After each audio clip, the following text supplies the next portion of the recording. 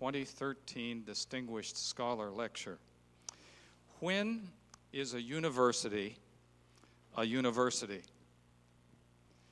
A question, I suppose, that could attract a number of different responses and answers. Surely, though, a university is a university when its members gather as a community to reflect, to consider some issue of broad import,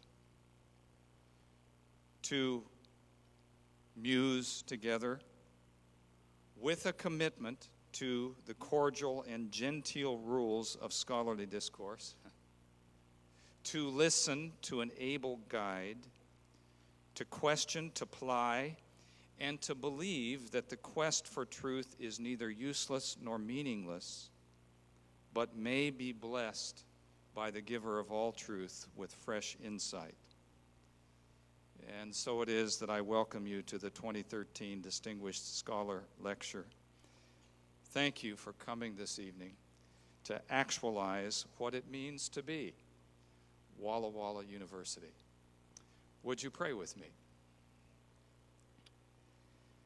We believe, O God, that you are the giver of every good gift, the giver of truth, the giver of each other, the giver of rational minds to reflect and consider important issues. And so we invite you to be with us in our quest for truth this evening, to guide us in that pilgrimage, we ask. In Jesus' name, amen.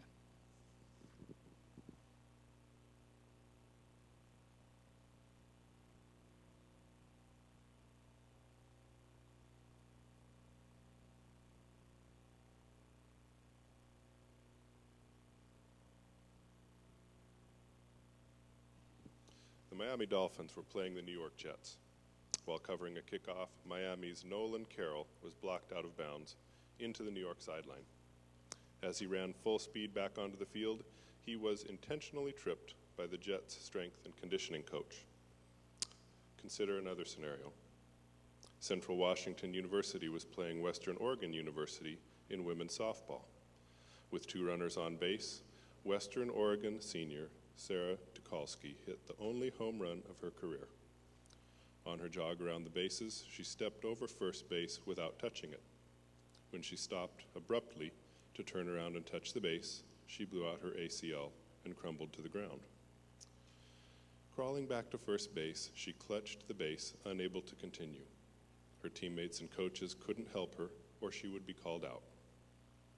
If she was replaced with a pinch runner, her home run would be ruled a two-run single. Mallory Holtman, a player from the opposing Central Washington team who happened to be the conference home run record holder, asked the umpire if she could help the injured player. When the umpire said yes, Mallory and her teammate Liz Wallace picked up Sarah and carried her around the bases, gently lowering her to touch her uninjured leg to each base and then home plate. When Sarah said thank you, Mallory replied, "You hit the ball over the fence, you deserve it." Central Washington went on to lose the game. Two decisions made from two different perspectives concerning the nature of competition. Sharon Stoll has spent her career exploring and enlightening the issues surrounding these types of behaviors and decisions. Dr. Stoll founded and is the director of the Center for Ethics at the University of Idaho. Ethics is an acronym for Ethical Theory and Honor in Competition and Sport. The world of competitive sports owes a debt of gratitude to the student who launched Dr. Stoll into sports ethics by asking her if athletes were as morally developed as a normal population. If I were to read a list of her publications, books, and contributions to the field, there would be no time for her lecture. Her intervention and education programs are being used across the country. Her work with organizations from high schools and universities to professional sports teams and U.S. military academies speaks to the breadth and depth of her expertise. I have appreciated her insights and professionalism in a number of seminars and presentations I have attended, and am confident that our campus can benefit from her perspective and experience. Please welcome Dr. Sharon Stoll.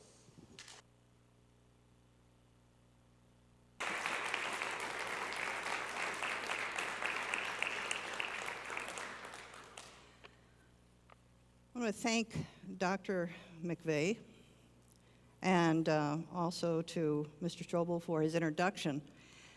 Thank you to my many dear friends who introduced me to the Seventh-day Adventist tradition.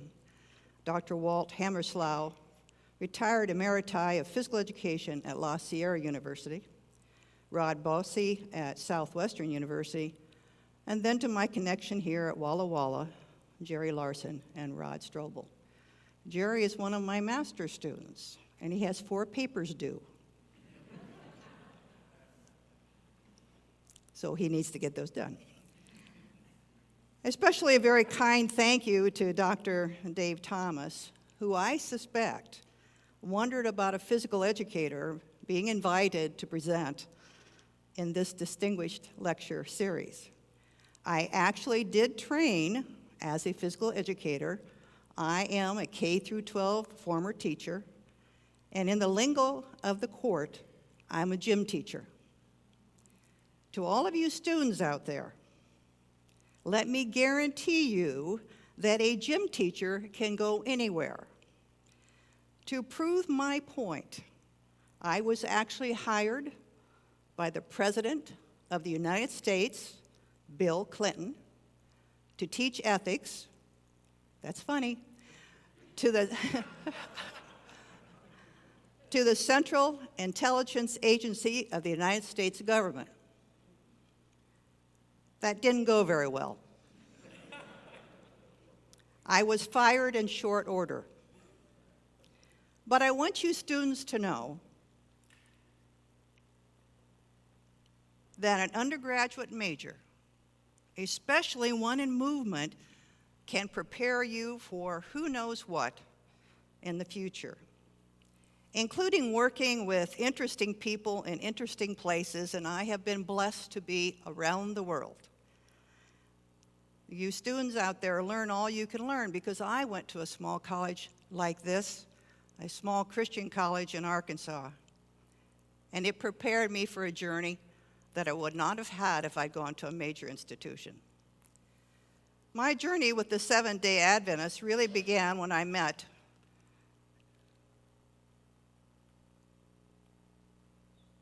pushing the wrong button, guys. Sorry. When I met an outstanding educator, speaker, human being, and man of God, Dr. Stacy Nelson, who at the time was at Atlantic Union College, which I understand is now in transition. Dr. Nelson was one of those awe-inspiring people who could literally and figuratively move you to do good works. Dr. Nelson was struggling at the time in convincing the Seventh-day Adventists that competitive athletics could be a meaningful, faith-filled journey. He believed that athletics can actually build character. He penned his PhD dissertation at Boston College. Dr. Nelson was a basketball coach at Atlantic Union, and he believed that basketball was a powerful experience, as supported, liberally interpreted by me, of what St. Paul said, that one could finish the race and remain faithful. Why we met was because I am the villainous individual who has studied athletics and sport and competition's effect on moral reasoning for over 30 years, with little support for the proposition that athletics builds character. Just before Dr. Nelson was to speak at a national convention on the power of sport to build character, I spoke and offered data that competition, as most athletes, coaches, and athletic administrators practice it today, does not build character. When Dr. Nelson heard my talk, let me assure you, with his charming and forceful commitment to athletics, that he had very difficult questions for me to answer. And his questions and our dialogue continued over a period of time and helped me to rethink some of what I wrote in those formative years. However, the conversation did not change the data that we at the Center for Ethics have found or our interpretation of that data. All of this introductory material is laying ground for my talk with you today, gaining an advantage in moral or moral activity in the competitive arena. Just to be clear here, let us define a few words. Moral reasoning, moral meaning, moral, the word moral, has to do with right and wrong. Immoral means knowing right, but choosing to do wrong. I am a competitor. It's supposed to be blank. Gym teachers know when they're blank. I am a competitor. I have played games, athletic games, all of my life. Now we have to have a little interaction here or else it gets too boring. I was a professional athlete. You get to guess what it was. I was actually paid to play. And Jerry, you don't get to tell them what it is. Can anyone guess what sport I was paid to play? Yes, sir. Baseball. Women don't play baseball, but no, except back in World War II up to 1954. Yes, sir. Volleyball. I'm older than Title IX, so there was no professional volleyball.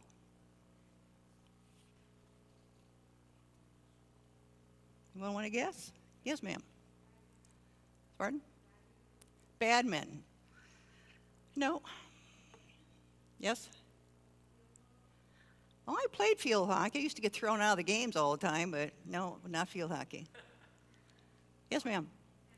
Tennis. That's a good guess, but it's wrong. Yes, sir. Soccer. No. Good guess, but no. I'm an ice skater. I don't look like an ice skater because I was a chorus line person. If you've ever watched a skating show, there will be teams of girls all in a line and do things. And the girl in the middle is the strongest one, and she's always a pretty good-sized woman. That's me. I played games all of my life, and I have been active all my life, and I have coached most of my life. I believe that competitive physical activity is a powerful teacher.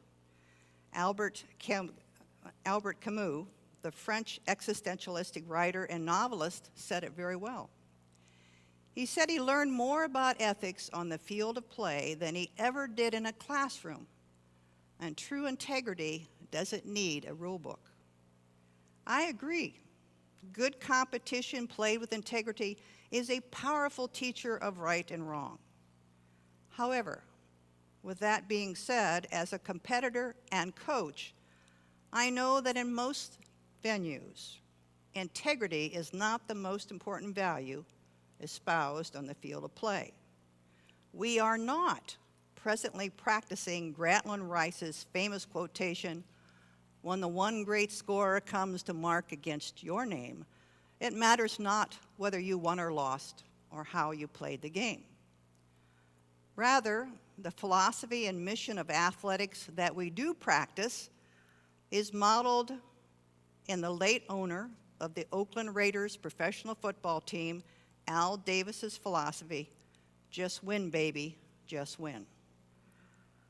I got a telephone call yesterday from the former coach of the Raiders, Tom Cable. His son is attending University of Idaho, and Tom called and asked me to make sure to watch out for his son. I kind of chuckled because Tom needed a lot of looking out for too.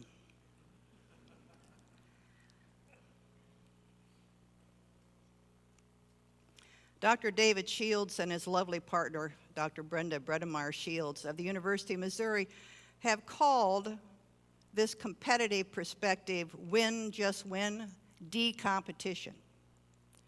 They, in their newest book, True Competition, argue that the competition practiced today objectifies the opponent and justifies immoral conduct in the name of winning.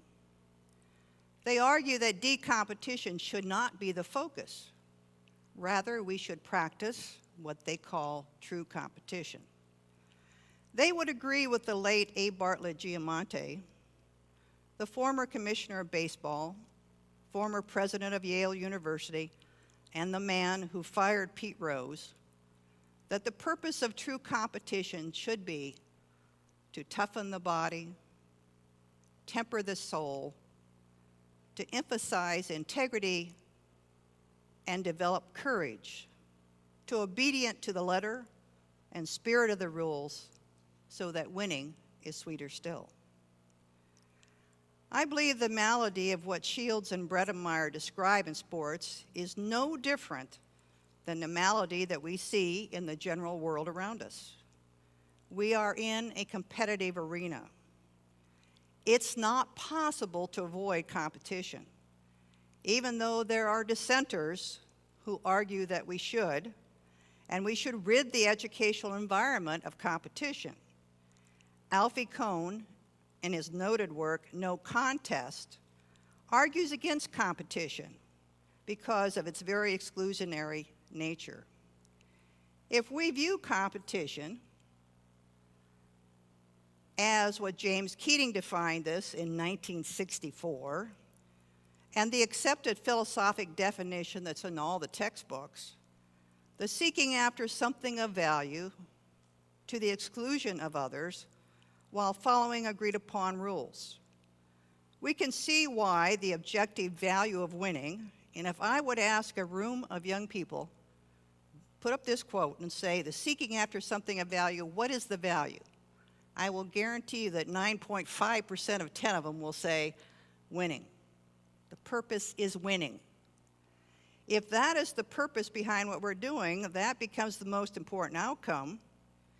And if we exclude people from the win, Kohn is correct in his assessment.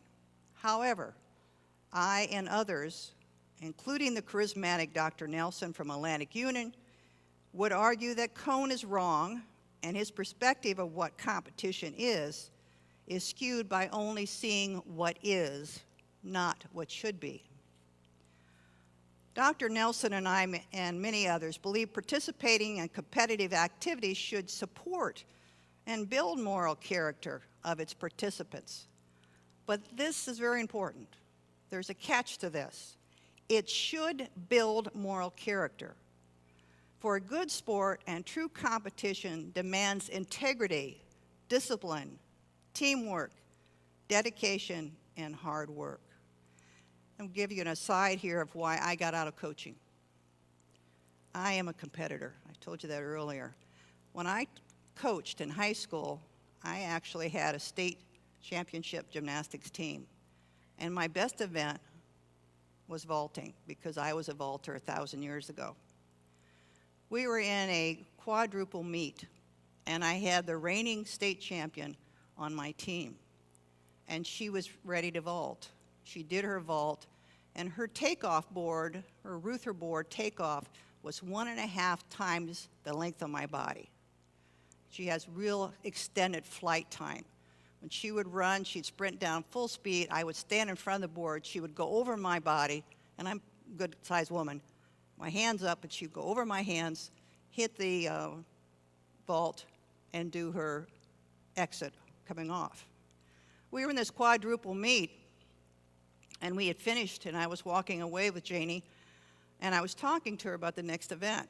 And Janie turned to me and said, "Coach, they didn't move the board." And I said, "Janie, pay attention to me. We've got this another event coming up. We've got to talk about it. Coach, they didn't move the board. Janie, pay attention." We turned around, and this young woman sprinted down through there, did not change the board, and the board was too far. She hit the board and went into the vault chest flat. She got up, went back to do the second vault. Janie said, "Coach, do something. They're not moving the board." And I said, "Janie, pay attention to me." And the young woman did the same thing again, and this time knocked the wind out of her, and she was down. When we went home that week, Janie said to me, "Coach, why didn't you say something?" You know, it's been 30, 40 years, and I still don't have an answer to that. Too competitive, too focused on what we were doing. But I think there's hope even for people like me. However, for the majority of the competitive environment, sport in and of itself usually does not build moral character. The research for the past, these buttons are hard for me to pay attention to. The research for the past 70 years is rather clear on this point, stemming from Tom Tetko's and Bruce Ogilvy's work in the early 1960s. The title of their article, which is in Psychology Today, said, "Sport and athletics. If you're trying to build character, try something else." Little empirical data supports the claim that sports builds character. Our work at the Center for Ethics, a database of approximately 90,000 from all over the world, affirms Dr. Tetko's thesis. Statistically, sport does not build moral character. Please know, however, that in all statistics, the data found does not apply to each individual, each sport, or each coach. And remember, as Mark Twain said so aptly, there are lies, damn lies, and statistics. Statistics gives us information of which we must ferret out the meaning. How do we make meaning of these statistics? How do we measure moral reasoning and/or moral development? Well, we usually do it through some sort of pen and pencil test. And here's another story for all you students out here. Learn a lesson from this one. A young woman that asked me the first question years ago about whether athlete populations are morally developed as a normal population, she and another student by the name of Beller developed the Beller Value Choice Inventory. It is the inventory of choice, and I never put my name on it. That's called stupid. These instruments at the center are valid and reliable. It has a strong 0.86 Cronbach alpha, and please don't ask me what all that means because my doctoral research language was French. These instruments haven't wavered over time. In fact, just 2 weeks ago, my 25th doctoral student used the HBVCI, our most reliable instrument, to examine the moral reasoning of 200 plus baseball players, and that Cronbach alpha remained just as strong. The instruments were developed based on the philosophy and missions of what sport organizations say they do. In developing an instrument, there must be a theoretical construct. What is it we are trying to measure? We based our constructs on what historically has been written about the purpose of sport and athletics, and what educational institutions verify is the purpose and mission of their athletic programs. For example, using the mission statement of my own institution at the University of Idaho, it says the Department of Athletics at the University of Idaho is committed to enhancing the visibility and image of the university by developing and maintaining competitive, integrity-based athletic programs, uniting students, faculty, staff, alumni, and the community, educating and graduating student athletes, and competing for championships. But we cheated a little bit because the people who wrote that, 2 of them were my students. To their credit, the program does not explicitly state that they build character, but the inference is such that the competitive, integrity-based athletic programs somehow builds character. More often than not, mission statements are like this one of the football national champions, University of Alabama. And I have been there, and I was a consultant with Mike Shula, who I'll talk about in a little bit. The mission of the University of Alabama Department of Intercollegiate Athletics is to actively support the university's mission of teaching, research, and service. I'd like to see how they do that. By providing an atmosphere in which student athletes can succeed at championship levels within the spirit of fair play, sportsmanship, and integrity. Again, there is this implication that players will play fairly, with sportsmanship and integrity. And the implication is also that the process is educational and learned. However, our data and the data of other researchers in the field tell us that athletics, as usually practiced, does not build moral character in any of the sports or by gender. The pen and pencil tests that we use build on the mission of what institutions say we teach: sportsmanship, integrity, fair play. One of the questions of the HBVCI gives this scenario. During a volleyball game, player A hit the ball over the net.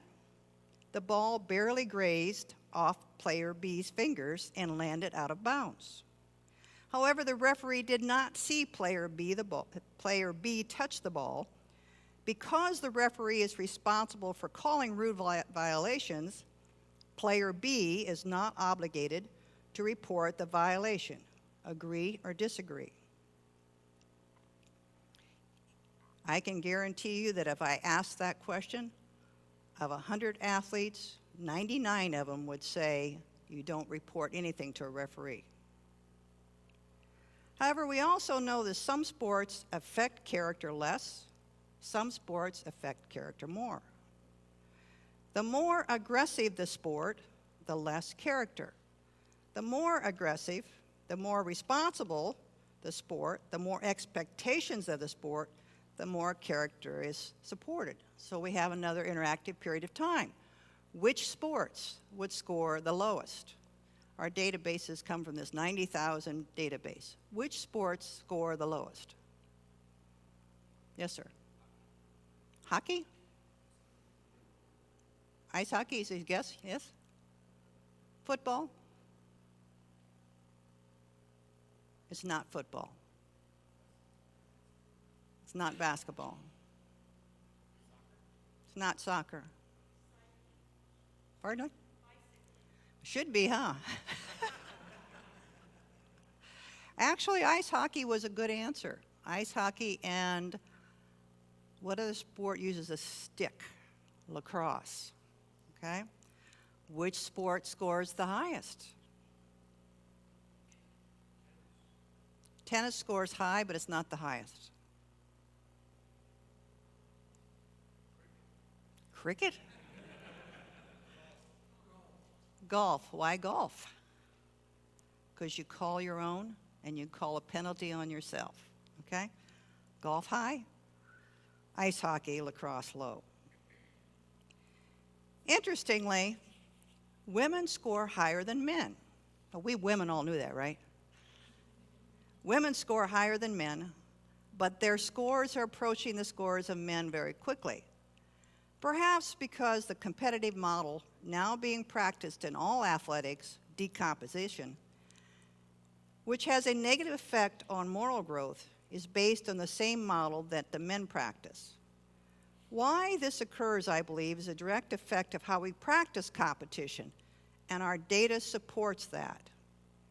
In a longitudinal study, following the same student athletes over time, their moral reasoning decreases while the normal population stays relatively the same.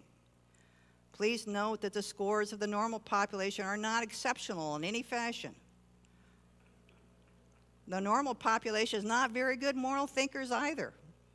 However, I believe the competitive arena affects the moral reasoning of the student athletes. Now, this slide you're looking at, it's a little deceptive because we made it a little bigger to make our point, but there is significance from the 63 to the 59.84. There is significance from that period to the end, not each time through, but from the beginning to the end.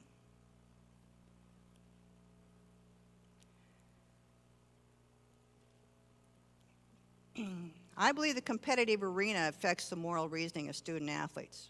I know, I've been there, that's why I got out of coaching. However, because I am a champion of athletics, as have been the 27 doctoral students who have worked with me at the center, we have shown through a series of studies over 20 years that decline in moral reasoning does not have to occur. We have shown that a specific sort of educational intervention can improve moral reasoning of these highly competitive populations. The top line you're looking at was done with a man by the name of Warren Freilich. The bottom one is me. I have baseball players, and he has regular athletes at his institution. This is Lewis and Clark down at the bottom. I can tell a story now because they're all gone. Look at the difference between the starting point between the two of them. But both of them grew at the same rate of magnitude of intervention. Dr. Freilich and I used different types of intervention, but both of them increased. We have used our intervention with high school students, college students, NAIA athletes, Division I, Division II, Division III, Christian colleges, as well as professional sports teams, specifically the Atlanta Braves. And in all cases, if the program was followed, moral reasoning increased, including our Spanish-speaking athletes of the Braves.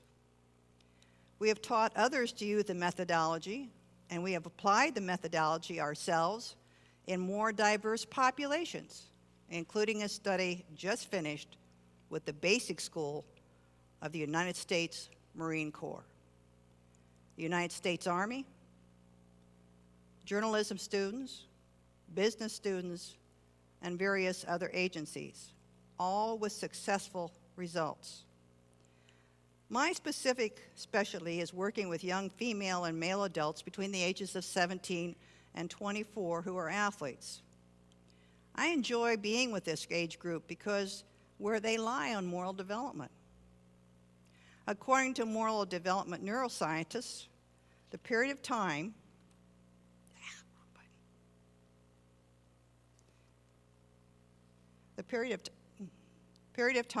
between 16 and 22 is the largest period of growth of the moral brain. This age group needs powerful role models. They are searching for leadership from adults who have a developed sense of right and wrong. They need leaders who know where they're going, and they have a consistent plan. When they find that sort of leadership, they will follow.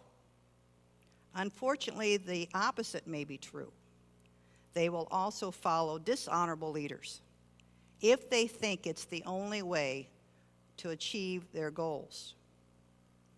These young people are searching because they are hardwired, meaning the brain grows in proportion to the amount of discussion, thought, and reflection. Young people need these good role models to discuss, argue, and cause them to think about the important issues of life, Gazinga's work. In my 40 years of coaching, I can't believe what I read or saw this last few weeks from Rutgers University. If you are a sport fan, you know what I'm talking about. Athletes will put up with unbelievable, unacceptable behavior of their coaches because the athlete wants to play so badly.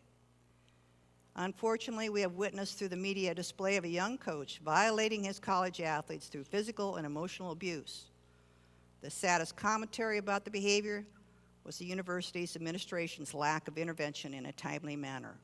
I wish I could say that's an abnormal thing. It's not. In my 40 years, I believe the power of competition and the confusion of what true competition is affects the majority of individuals who teach and coach. I know, I've been there.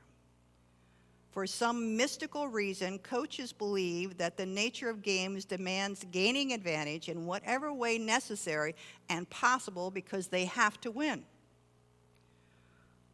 A few years ago, when working with a group of coaches under Mike Scholor at the University of Alabama, a coach told me that they had to do whatever they have to do because they have to win. If they don't win, they lose their jobs. I've heard this many times. I looked at all of these young men and said, gentlemen, you are charming, you are handsome, you are bright, you are articulate, and you're hardworking. You can do anything you want to do. You don't have to coach, you choose to.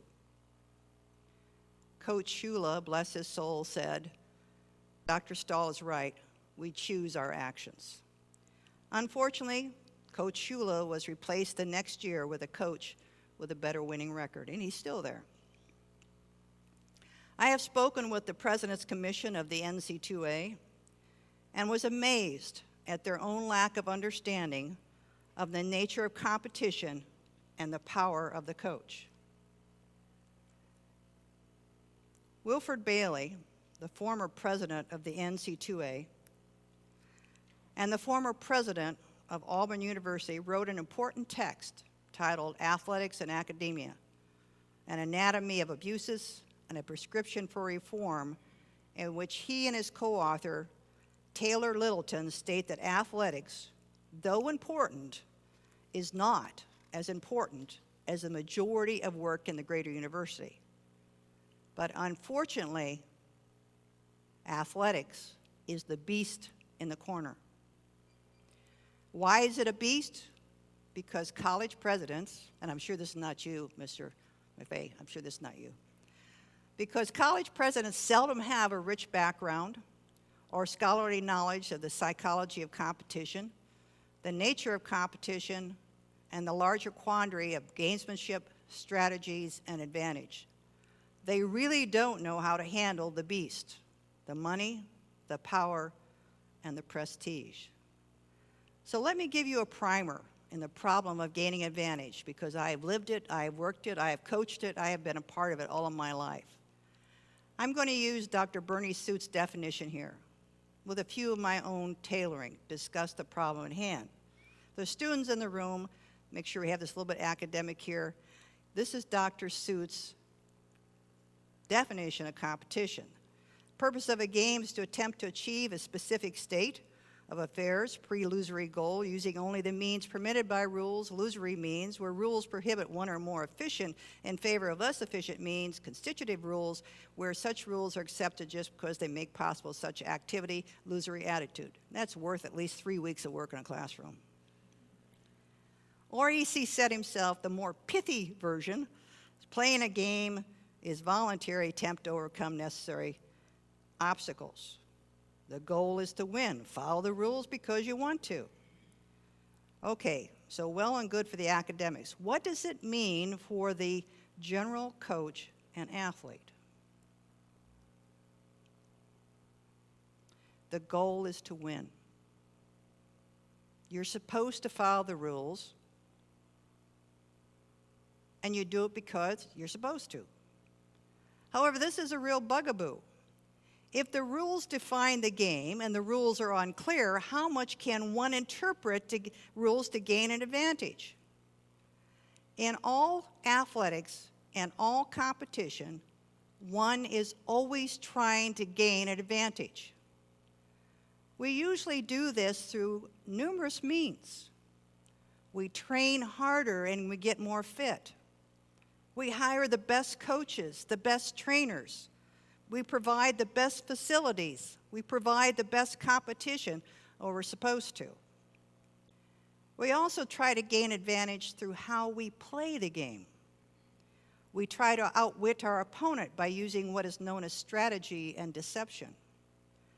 Strategy is the overall plan or aim to best the opponent on each play and throughout the game. Deception is a large part of game strategy because we don't want our opponent to know what our next move might be.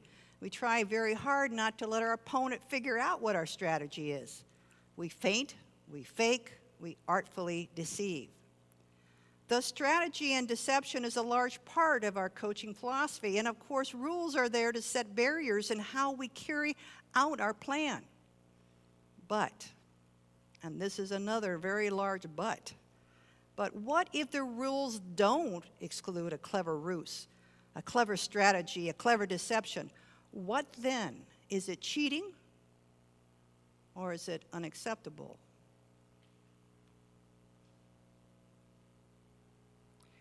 This is one of my favorite stories because it's from my hometown.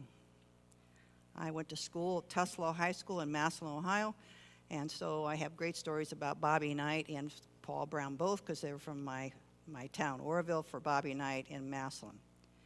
Paul Brown began his coaching career in 1928 in Massillon, Ohio. He went from there to be a head coach at Miami of Ohio, to The Ohio State University, to the Great Lakes Naval Base during World War II. He then, in 1947, helped develop the Cleveland Browns, and then he was fired, and he went to Cincinnati Bengals. And sometime, if you have time, you can ask me why I got fired. I actually know that story. Brown was one of the great tacticians of the game. Unfortunately, in 1928, he had a very slow backfield. A very slow backfield. He needed to gain an advantage. He needed a clever deception, a clever strategy to gain that advantage. So he came up with this idea.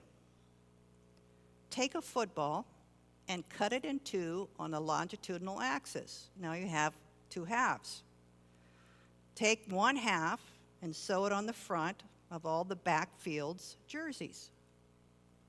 So all the backfield have half a football sewed on their jersey. When the quarterback passed off, all the backfield bent over and everybody had a ball. In 1928, there was no rule against placing footballs on jerseys. In 1929, there was. In fact, if you want to decorate a uniform today, you have to have special permission, because no one's allowed to decorate anymore.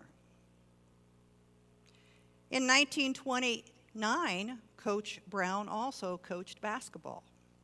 And we did this in one of my classes with our University of Idaho basketball team, and it was one of the days I don't think I've ever laughed this hard in my whole life. Coach Brown wanted to gain an advantage. Every side out began with a jump ball. It doesn't happen today, but it did then. Well, his team couldn't jump, so he never got the ball. So he figured, let's look at the rule book. Can we alter the ball? They did. They froze them in a freezer. We tried this with our basketball team. Only they didn't know what I was doing. And we talked about jump balls, and we want to try it. So here are these great big guys, right? And I'm the referee, which is really funny. So I went out with the ball. You know, these big guys are standing beside me. I said, okay, guys, we're going to jump the ball, and then some guys over here are going to catch it, and we're going to dribble, and we're going to videotape all this. Oh, yeah, Doc, we can do that. I threw the ball up. They tapped it off, and the kid who got the ball began to dribble, only the ball doesn't dribble when it's frozen.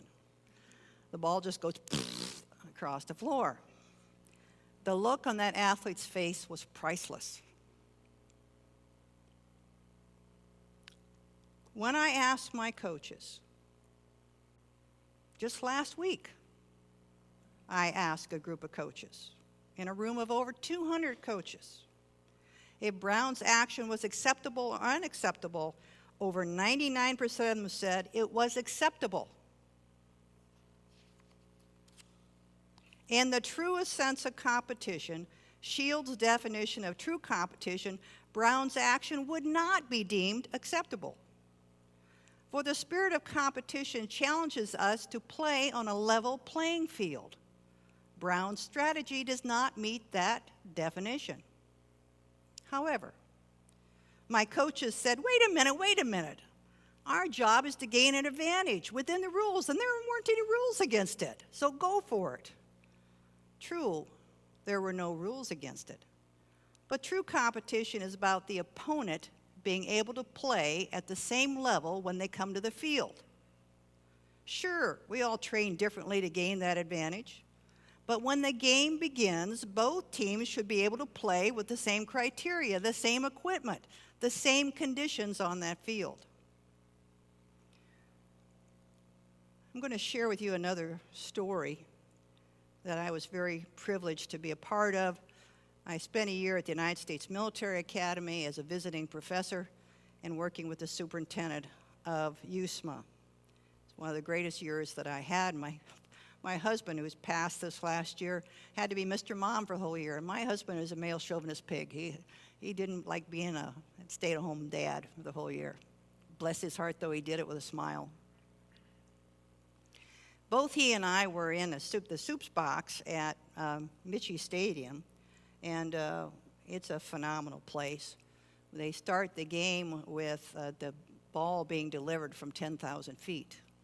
The kids jump out of a helicopter, and they come down and land point precision right in the middle of the field, and they give the football off to the referee, and then the plebes march in, and they have, howitzers are firing off. It's a great place. I'm sitting beside the superintendent, and he said, I have a story to tell you, Dr. Stahl. It's been bothering me since 1964. In 1964, I was on the football team here at the United States Military Academy, and I was one of the captains. We were slated to play Memphis State, and the game was going to be played right here at Mitchie Stadium. At that time, teams traveled the same day of the game. That's kind of mind-boggling now because everybody has to travel 2 or 3 days early to acclimate, but traveled the same day. Before leaving Memphis, the athletic director called the athletic director at USMA and asked for the weather conditions for the game. It seems there was a weight issue with the plane and they could not bring unlimited equipment.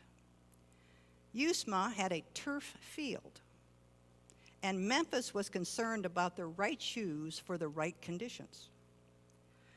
The athletic director at USMA informed Memphis that the weather prediction was for a bright, clear, crisp day on the Hudson. If you look at the picture of Mitchie Stadium, you see that the Hudson is right there adjoining to Mitchie Stadium. Memphis loaded 1 pair of shoes, turf shoes, for optimal weather conditions. On the way to USMA, a fierce northeasterner hit the field.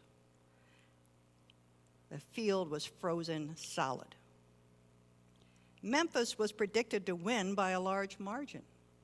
Instead, they lost by a small margin. Perhaps because, as the superintendent said, they had trouble standing on their feet. They had no traction. When I asked my coaches at the workshop last week, if you were the athletic director, you had unlimited resources and shoes, would you have offered Memphis State the requisite shoes? My coaches, the vast majority, said no, they would not. I listened to their commentary, and then I added what the soup told me. He said, I never understood why we didn't offer them the shoes. We had lots of shoes. Lots and lots of shoes. Why didn't we offer them the shoes? I think we could have beat them. They never let us prove that we could beat them. Instead, most folks said you only won because of shoes. This scenario is slightly different than the Coach Brown situation, but it still lies in that venue of gaining advantage. How important is that advantage? Thus is the development of gaining an advantage, as practiced and supported by some of our writers in our field. However, there are many others of us who believe that even though gaining an advantage is part of the competitive process, if we followed an ideal philosophy based on what Robert Simon calls arete, which I know it's from Aristotle, but excellence, we would see that competition should be combined effort between opponents to do the best that they can be. Bob is a golf coach at Hamilton College. He's retired from coaching, but he's still teaching there. And he believes that the purpose of the competition should be honoring each other, honoring the game, honoring the referee. Dr. Nelson from Atlantic Union once told me a story about how he developed a competitive environment which did honor the opponent, the game, and the referee. He literally saw the opponents as guests in his competitive court. The guests were served a pre-game dinner in which players who opposed each other were seated together. Their assignment was to get to know each other. Before the game began, the 2 captains of each team took the announcer microphone, and the home team captain introduced his new friend, the opposing captain. Then the 2 captains asked the fans to support them in this game, to cheer for them, to not jeer them, and to rise to the level of true excellence in competition. Dr. Nelson's example is what competition should be, not what it is now. In order for Dr. Nelson's perspective of competition to exist, everyone, players, coaches, fans, administrators, and parents would need to support the mission of Arete. I know this does work. I have a number of coaches still in business. Mark Rick at University of Georgia is one of our coaches. I know he tries very hard to accomplish this. Sometimes we forget how powerful parents, fans, and coaches are in the moral development of athletes. Their influence is greater than what we can do in the classroom. There's a story that's shared in moral development circles about this whole condition of parents and how important they are. A father who was homeschooling his 10-year-old son decided to use a week to teach honesty. On Monday, he used the story of Honest Abe to teach the moral value.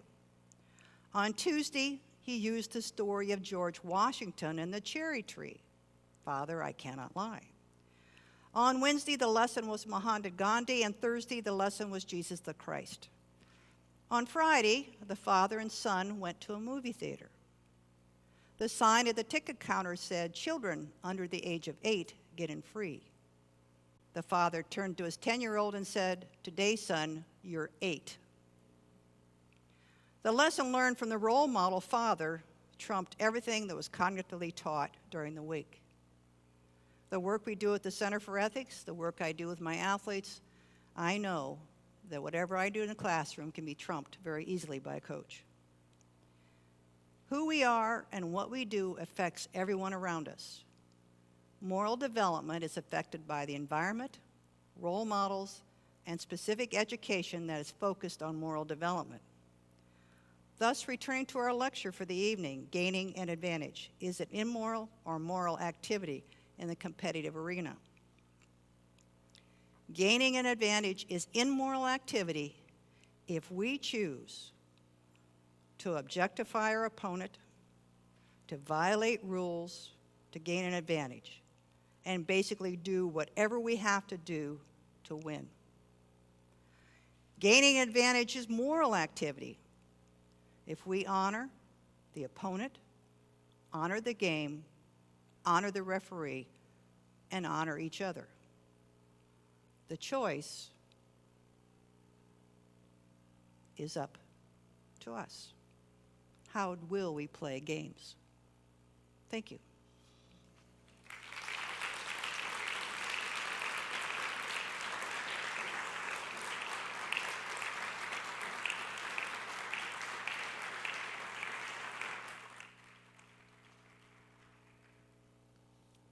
Now, a little note. I'm a graduate of Atlantic Union College.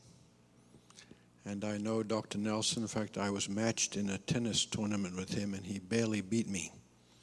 But very engaging gentleman. So, are there some questions this evening from people in the audience?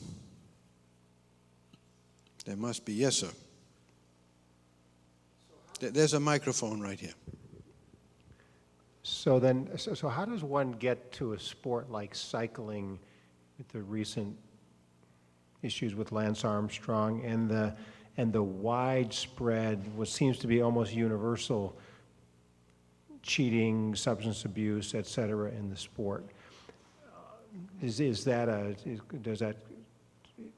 because winning is so strong in that culture for that sport, or what would you say? I'm actually a consultant for the World Anti-Doping Agency as well as United States Anti-Doping Agency, and we just finished a study with WADA on education.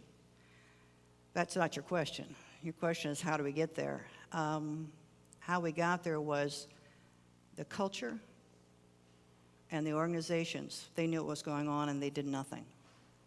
And one of the things that's really problematic is the dopers are way ahead of the testers. World Anti-Doping, United States Anti-Doping are funded to do one thing and one thing only, and that is to catch the cheats. And so all the money is directed toward the chemistry, and the cheats are ahead of the chemistry. I just came back from USADA in October, and they said, at the rate we're going, we would have to test an athlete 3 times a year for 12 years before we could catch them. That's how far behind the testing is. And that's because the cheats in the chemistry, like Balco, are so far ahead of the game. Now, my argument to WADA and USADA, which I keep speaking about this to them, is education. Athletes are not the big problem. It's the coaches and the administrators within the organization. I got to hear Michelle Collins speak after she was caught using, and the environment that she lived in would be almost like an abused woman environment. Separated from family, separated from friends.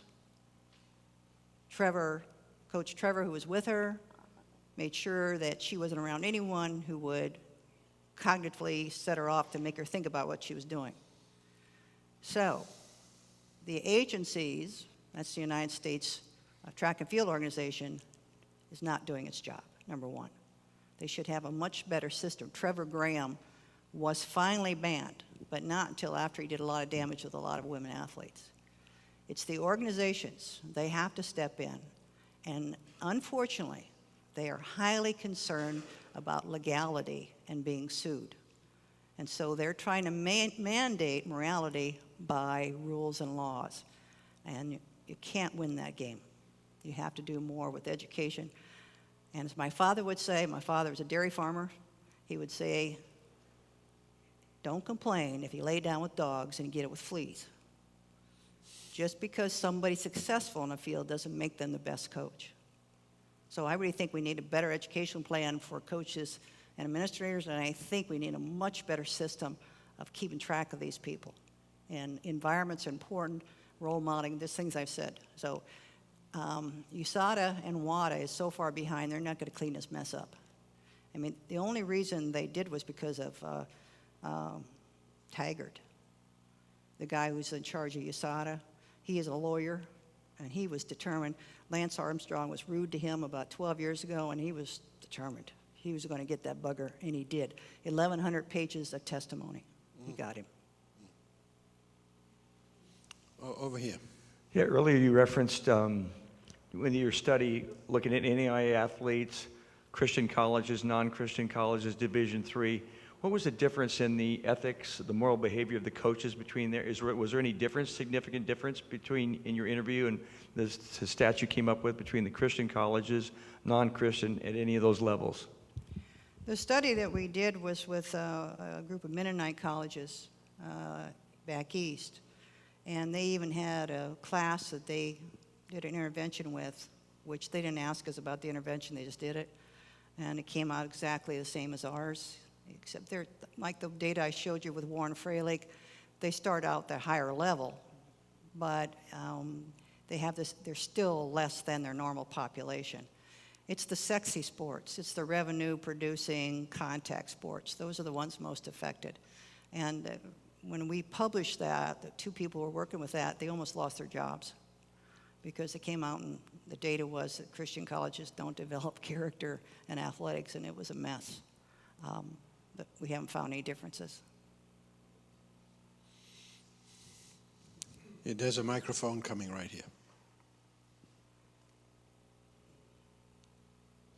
There's a television ad where a young student's playing a basketball game, and their players are near a ball when it goes out of bounds, and then he goes back to and tells his coach that he actually touched the ball before it went out, but the ref had called it against the other team.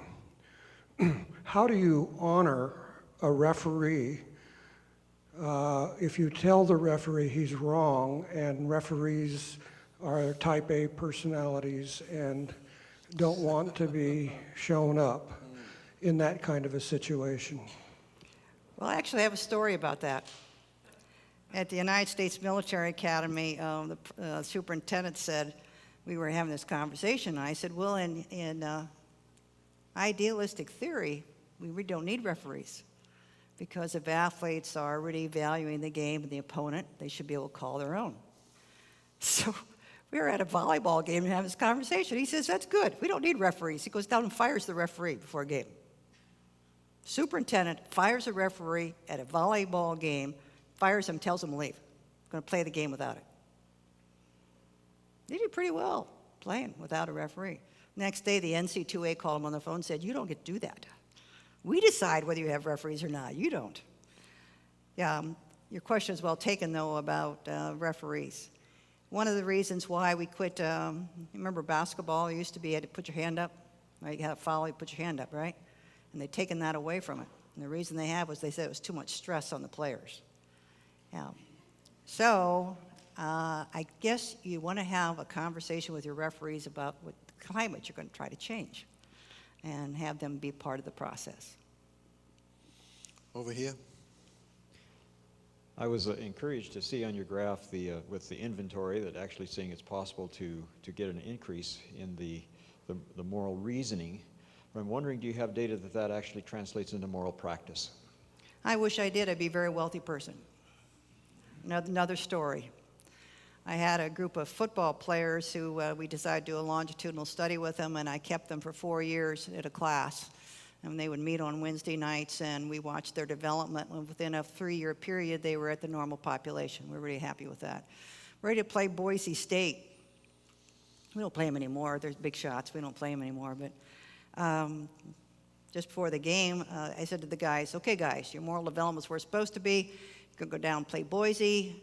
How about no fights before the game starts? Well, Dr. Stoller, you have to have a fight. You can't get motivated.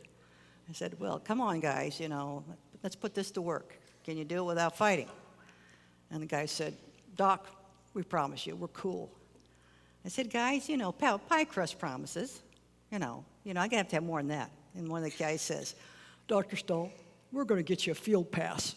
You come on down and you can sit on the bench with us. You'll see how good we can really be. So I went home and told my husband, and he's just chomping at bits. He said, do I get to go too? I get to go? I said, no, you get to watch the girls. So we went to Boise, and on the way down, both girls get sick. I don't know how, but they did.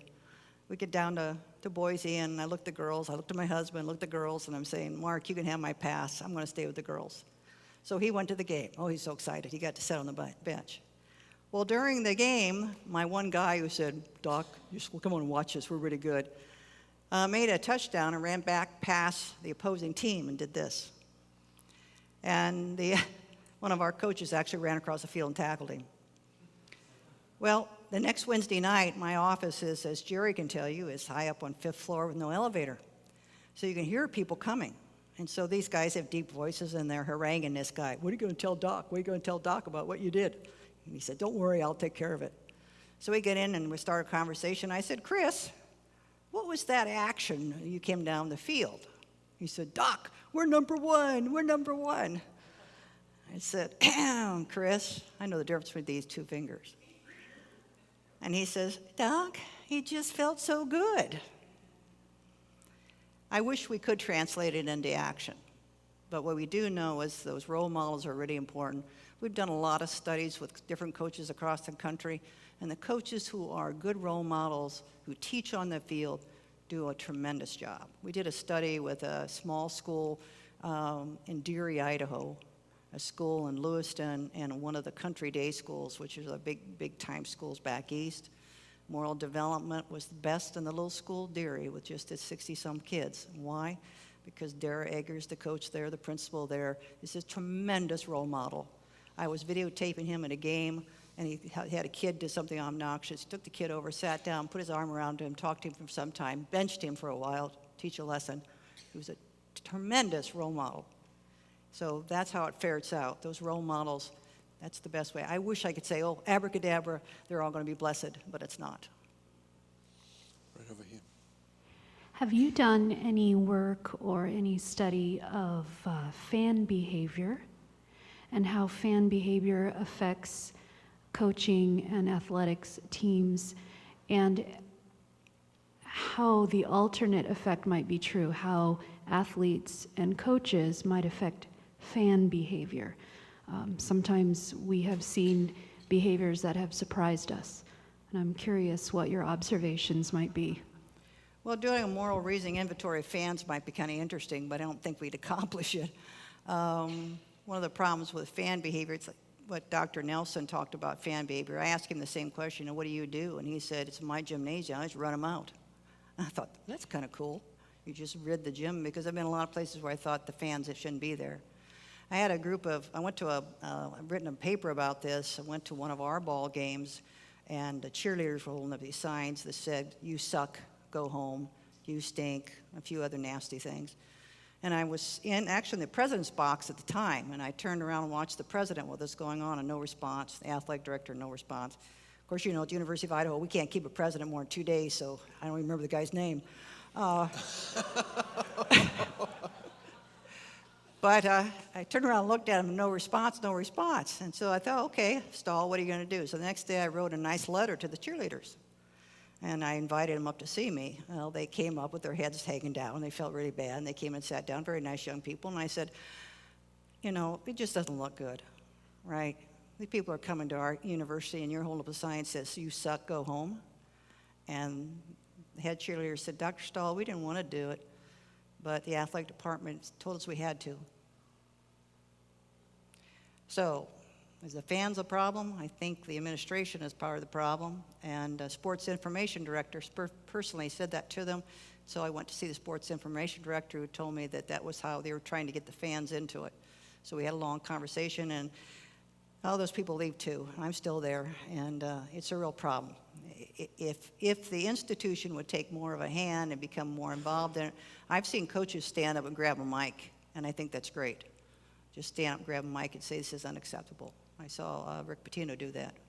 That's probably what we need, a lot more intervention from people. So. Thank you for your competitive talk. I wonder if we build you as a competitive ice skater, if we couldn't have filled this auditorium. But I ask, was it political correctness that the professors of this university can make this mandatory for your students to attend this important message you gave us? I don't know. I'm not in charge here. I don't know. I can't answer that question. No, there was plenty of opportunity to come. Yeah. I would agree with you. Way in the back.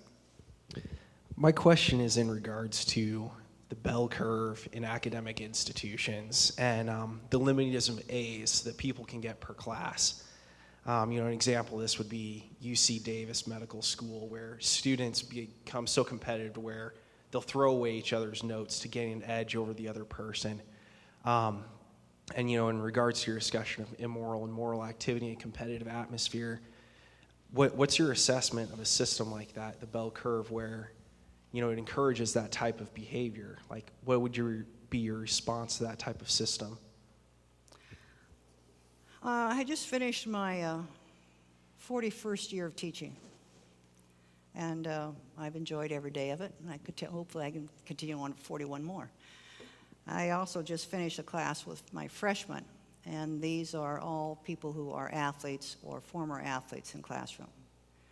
When we started out with them, their moral development wasn't anything to brag about. When we finished, they were significantly better in all attributes of it. If you want to talk about competitive behavior, you have to talk about competitive behavior. For some reason, people don't get it unless you talk about it specifically and address it to them. They can't make the leap. We have a wonderful philosophy department, and my doc students have to take classes in philosophy at the University of Idaho, but the kids cannot make the jump. I think it's because of their age group.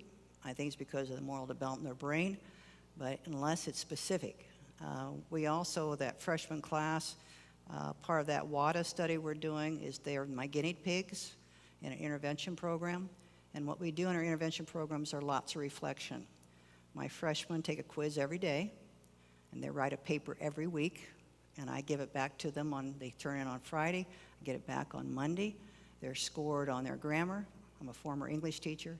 They're also scored on their writing and scored on their reference taking. So I'm spending a lot of time reading their papers.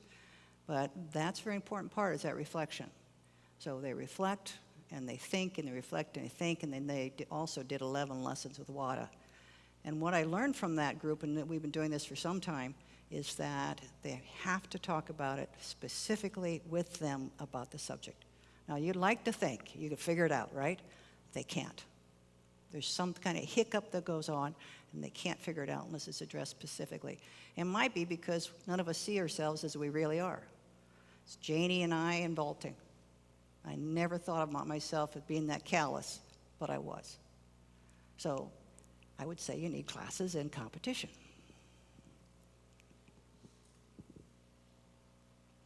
Right over here, Rod.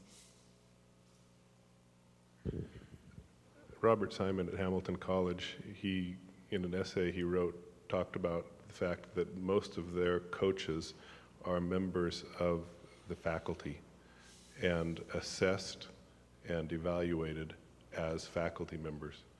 Do you have very much experience with other programs, and does that make a difference in how the intervention programs can be implemented? Well, ideally, we wouldn't want that, right? Ideally, we would want our faculty and our coaches to be part of the university community. Here at the University of Idaho, are not only they separated by their rank because they're staff members, they're also separated by where they are in location. The dome sits out by itself like a sore thumb. So they're completely removed from the institution, and so we hear things like, if you ain't cheating, you ain't trying. Academics really aren't that important. What's really important is athletics.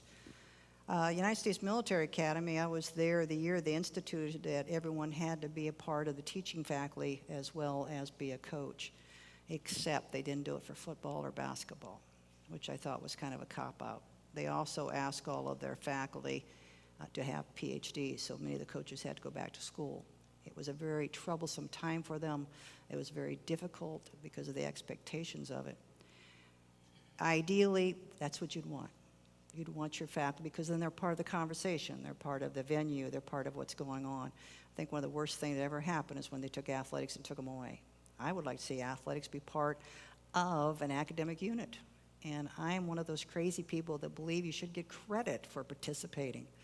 When I came in tonight, I was talking about your beautiful organ up here. I have a friend who has a PhD in cloister bells from the University of Wittenberg. I also have a friend who has a PhD in shot put. I have another friend from the University of Leningrad who has a PhD in volleyball. It would seem to me that why couldn't we get a place athletics in a position where it had worth and merit? When I tell people that, they always look at me like I'm smoking something. But if we did that, all of our faculty would also have to have terminal degrees. All our coaches would have to have terminal degrees. They'd all have to be educated within their field. It would change greatly the perspective of what it is to be a coach and what it is to be a purveyor of information. And so I'm right now in the process of trying to convince our university we're writing classes to try to give credit for athletes who are participating. We've always just given general 1 hour credit. We're trying to develop something online for them now that actually takes what they're doing in the field, and there's a cognitive portion online where we're putting back together. We're in the process of doing that. I don't know if I'll get it accomplished or not, but I'm trying. I have a question I would like to ask. Because everybody knows that cheating cheapens a win, Not everybody knows that. Oh, they don't know that? No. Sounds like it should be, but no. But I mean, for example, now that we know that Lance Armstrong cheated continuously, his wins are considered completely hollow. And I'm wondering why the fear of, the effect of cheating on winning doesn't seem to affect the competition. That's, I guess, my question. Well, Dr. Thomas, you are speaking as a full-grown adult with a great mind. My students, my freshman students, just finished a paper on this same subject. Which is worse, lying or cheating? Okay? Lance Armstrong, right? My student said, hey, everybody cheats, but the fact that that bugger lied all the time, not going to have anything to do with him. Cheating is an interesting thing, and people do not measure that it's cheapened because of cheating. only if there's time to think about it and reflect about it, because they're not that place to make that kind of a jump. But the coaches are. Oh, but the coaches aren't morally developed as much as their athletes are. Okay. Any other questions here this evening? Right here. I'll give you mine. Tom Cable. Tom Cable, because he's now one of the coaches for the Seattle Seahawks. That's right. I'm interested to hear that story. I'll stick around and talk. You want to hear the story? Sure. Okay. Tom Cable was one of my students 1,000 years ago, and if you're a football fan, you remember when they put scabs in. They went on strike, and they used scabs, and Tom played as a scab for the Indiana Colts. Indianapolis Colts. We were talking about performance-enhancing drugs. Tom was a big man at the time, and we were talking about performance-enhancing drugs, and I said, Tom, are you going to be able to go without getting into performance-enhancing drugs? And he said, Doc, you don't have to worry about me. I ain't got my head on. I know what I'm doing. Well, 6 months later, I was in my office, and he walked in the door, and he filled the door, literally filled the door. He was huge. And he came in and sat down, and he said, Dr. Stahl, I'm here to tell you that performance-enhancing drugs are like medicine and pills and candy. Everybody does it. And that's been a long time ago. And so Tom and I've had a relationship for a long time as a teacher and mentor. He got caught up a lot in that whole thing, but anyhow, he's now at Seattle, and his son is coming to the University of Idaho.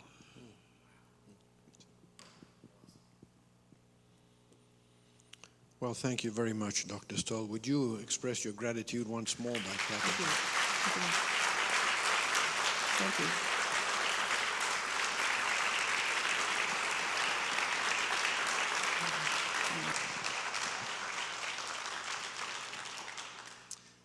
I'd like to invite all of us to stand as we close with prayer tonight.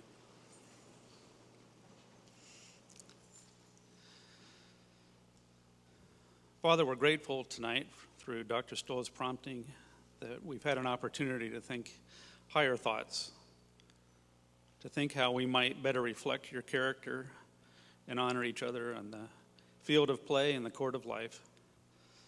And as faculty, staff, and coaches, as we might better model for our students and our student and athletes as they develop and grow morally and closer to you, we ask for your blessing to be with us.